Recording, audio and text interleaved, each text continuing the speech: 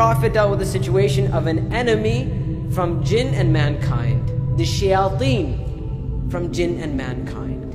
Right? And this battle against the shaitan is not something which is new. This battle started with the beginning of creation of mankind.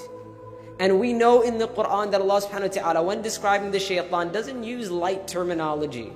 Allah subhanahu wa ta'ala refers to the shaitan as our enemy. And I know when we think of the term enemy, we may think of someone who hates us, or someone who doesn't like us, or someone who intends bad for us or evil for us. Or we may even look at people who are oppressive towards Muslims or towards mankind. We may think of that person as our enemy.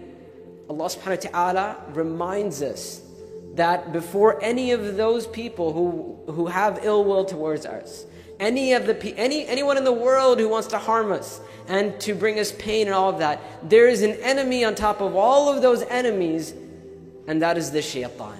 Inna shaytana lakum adu. Allah says that the shaitan is most certainly an enemy for you. The problem for us, my brothers and sisters, is that many of us, we've read this ayah. I believe it's in Surah Fatir. We've read this ayah before. We've heard that the shaitan is our enemy. The problem is that, number one, we don't understand what it means to say that the shaitan is our enemy. Number two, we are extremely complacent when it comes to the topic of the shaitan. Right? Many of us, we don't even consider how the shaitan even affects our life. We go through our lives, and often I say this to my class when we talk about the shaitan. I pose a question: when was the last time you woke up in the morning and you said to yourself, today I will take the shaitan as my enemy? Allah subhanahu wa ta'ala many times in the Quran refers to the shaitan as the enemy of mankind. And this ayah, your enemy. And when Allah subhanahu wa ta'ala says you, He's not referring to people.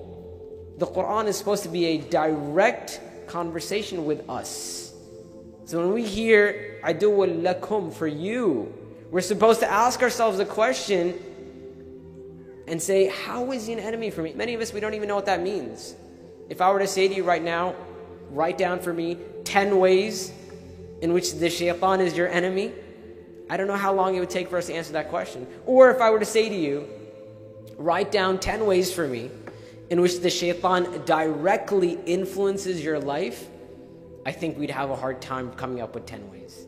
And have no doubt that the shaitan influences our life in many more than 10 ways. And this is why if you go through the Quran and the Sunnah, you see mention after mention after mention of the shaitan. The shaitan influences our life in many more ways than we even imagine. If we were to ask the shaitan, if we were to talk to the shaitan, we would understand that he has one goal. His goal in life is to make sure that everyone in creation, all of the children of Adam, end up in the hellfire. He has vowed to send the children of Adam to the hellfire. And when we say the children of Adam, the children of Adam alayhi salam, it doesn't mean just Muslims. Every single person in creation. Have no doubt that the shaitan is actively working to send these people to the hellfire. From the very beginning of creation, Allahu A'lam how long, thousands upon thousands upon thousands upon thousands of years, the shaitan has been working to mislead mankind. And he's been learning. And this is why the shaitan, he understands two very, very dangerous things about us. He understands our fears, and he understands our desires. And when you know somebody's fears and desires, that's a very powerful tool to control someone. And the shaitan has access to both. He's been learning and studying us for that very long time. And this is why if you look in the Quran, Allah subhanahu wa ta'ala actually tells us of conversations that took place between Allah and Iblis and the shaitan. Why are those conversations there? Sometimes we think they're just stories, right? We hear that the Iblis said this and that, and he refused to prostrate to Adam. We think that they're just stories. But the reason why Allah subhanahu wa ta'ala tells us about the speech of shaitan is for us to understand how the shaitan is our enemy, and it's for us to understand how we can protect ourselves. Because the shaitan, in the beginning of creation, when Allah subhanahu wa ta'ala created Adam alayhi salam, at that point he vowed to mislead mankind.